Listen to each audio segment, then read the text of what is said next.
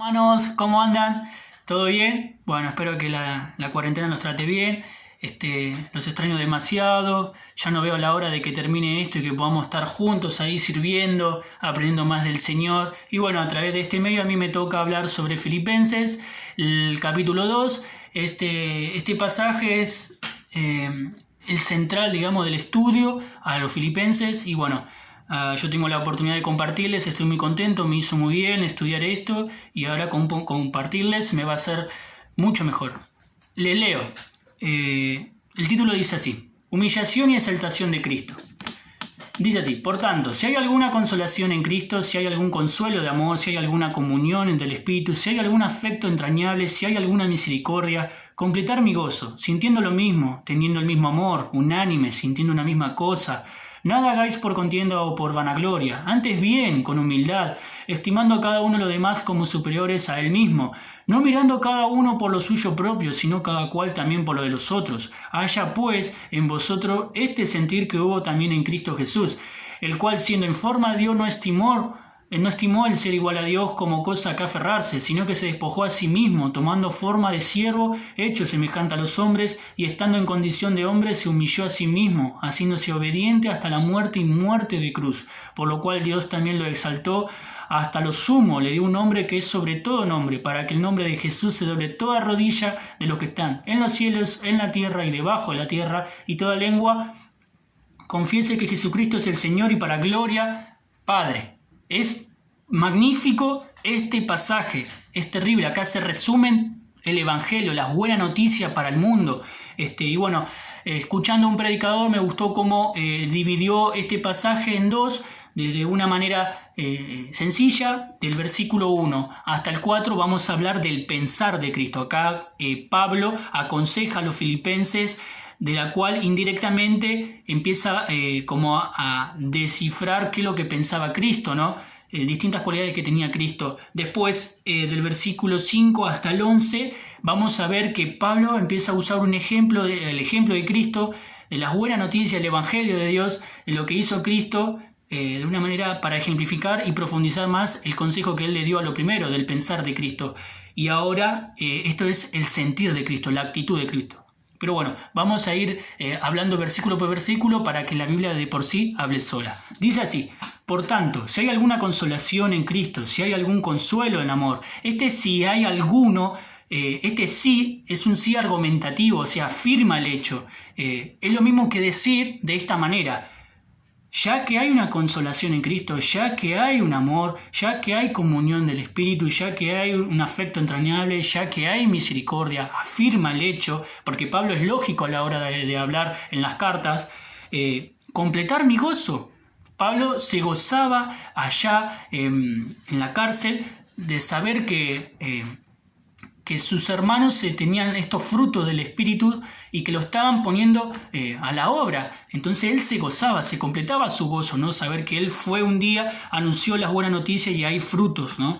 Y dice, y acá ya empieza a tornar un poco para donde él lo quería encarar. Y empieza a decir, sintiendo lo mismo, teniendo el mismo amor, unánime, sintiendo una misma cosa. Se ve que Pablo empieza a encarar de esta manera, empieza a nombrar esto porque, bueno, sabemos que en versículos posteriores Pablo empieza a hablarle, a aconsejarle a Síntique y Evodia y Síntique, porque eran dos hermanas con un gran potencial en la obra de Dios, de la cual estaban con una disyuntiva, un desacuerdo. Entonces acá Pablo empieza ya anterior a hablar de ese tema. A mí no me toca hablar de eso, pero bueno, acá empieza a encarar, ¿no? Sintiendo lo mismo, teniendo el mismo amor, unánime, sintiendo una misma cosa.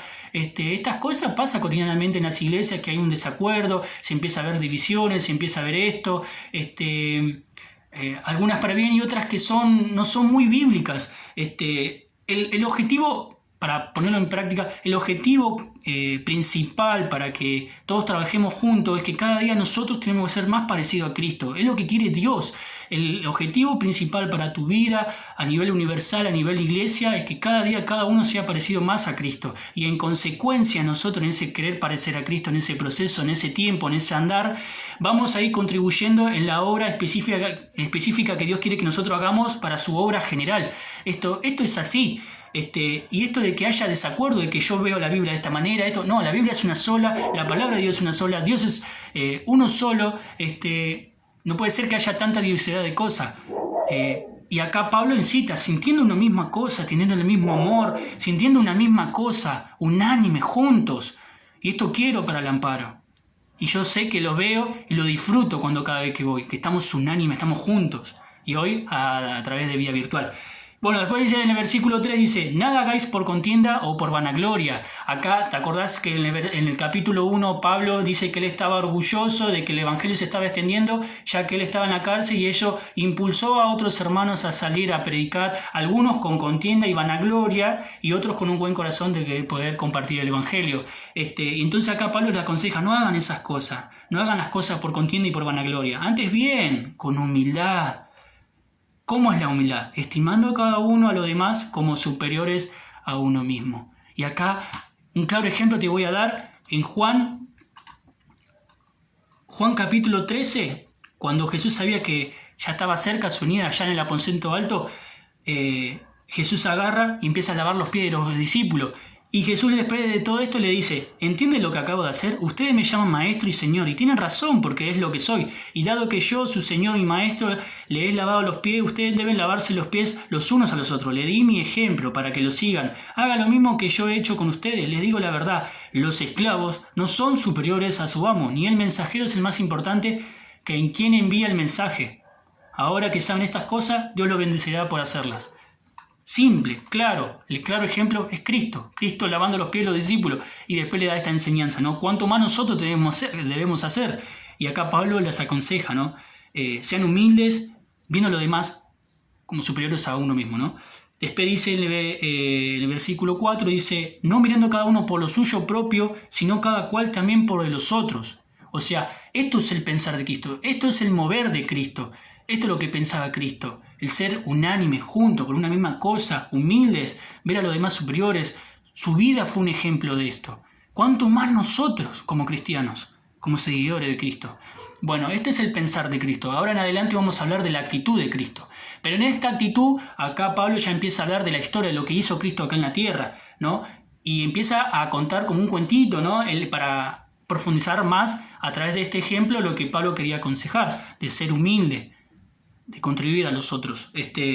Dice, y entonces yo los subdividí esto en 7 pasos que va explicando acá en los versículos.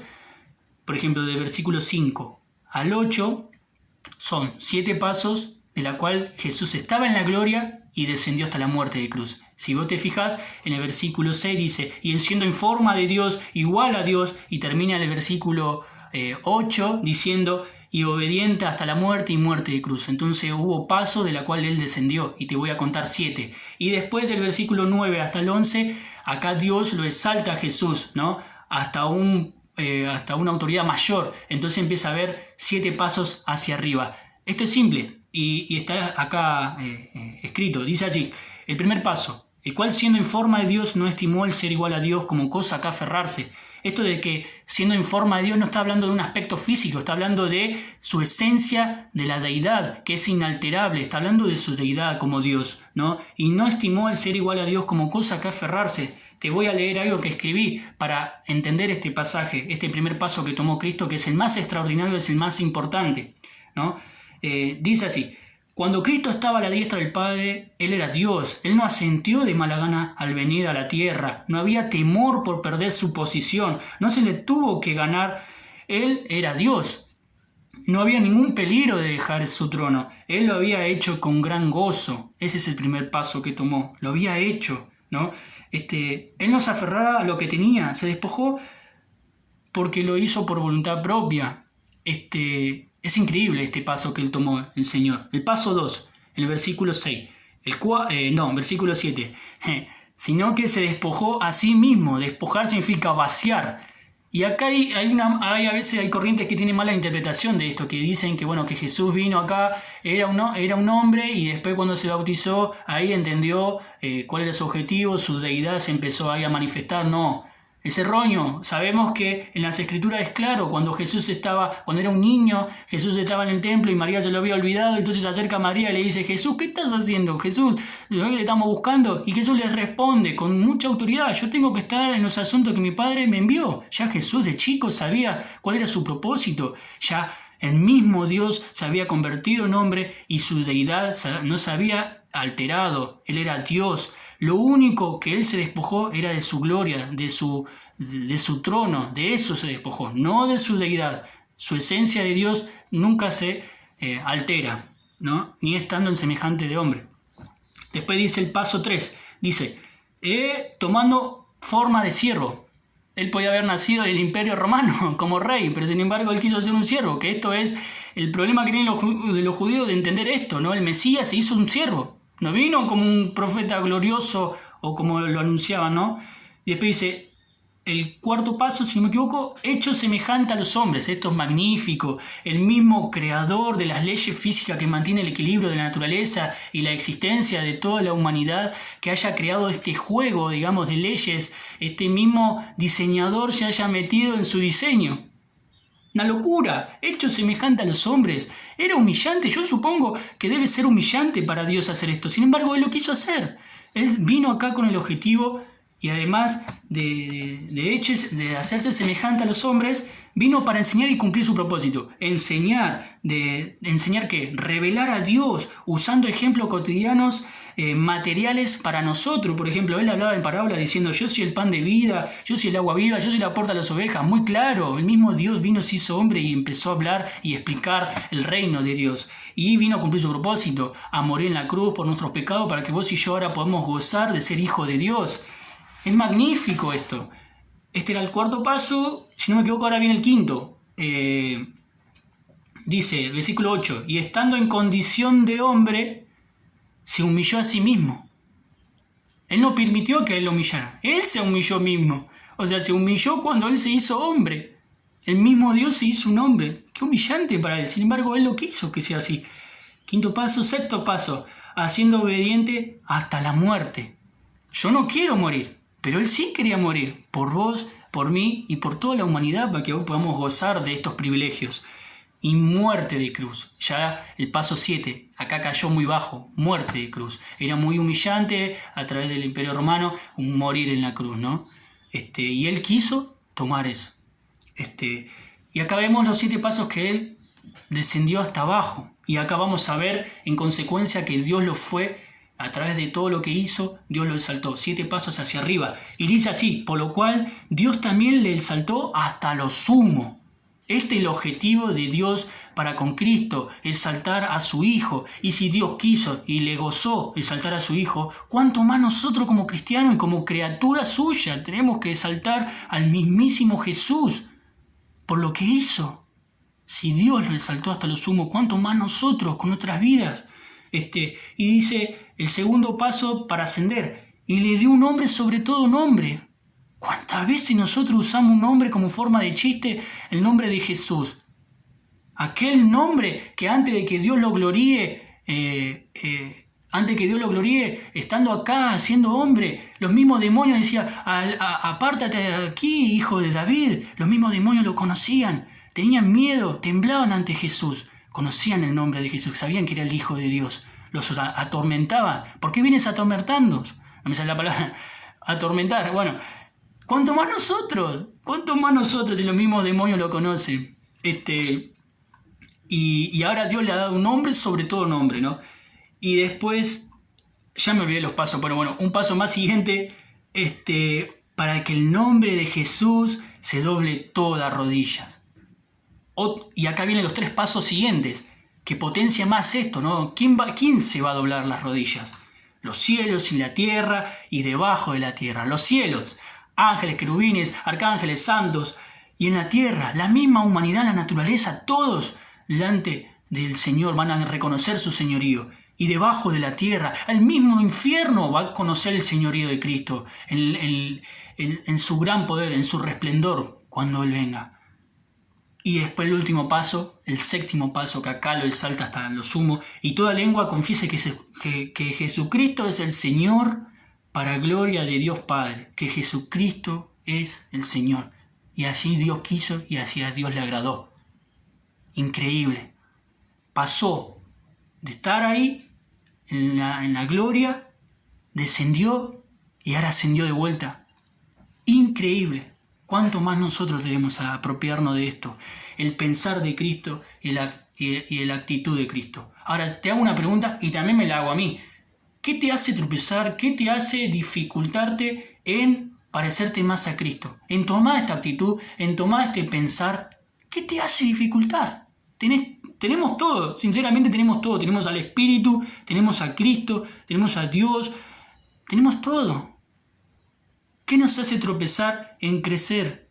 ¿Hasta cuándo vamos a seguir con lo mismo? ¿Hasta cuándo vamos a seguir con las mismas actitudes? Pasan los años y seguimos iguales. No. Iglesia, tenemos que seguir transformándonos en este proceso hasta que Cristo venga. Esa es nuestra esperanza. Y yo sé que en la iglesia está esa esperanza. Y me gozo en eso. Y para aplicar esto, esa es la pregunta puntual que quería decirte. ¿Qué te hace tropezar? ¿Qué te hace dificultarte en creer en esto? En tener el mismo pensar y la misma actitud de Cristo. Un ejemplo claro. Iglesias, apropiemos de este pasaje y sigamos el estudio de Filipenses. Les voy a leer una frase de Agustín de Hipona. Y con esto termino. Dice así: la humildad de Cristo descendió hasta nuestra soberbia. Muchas gracias.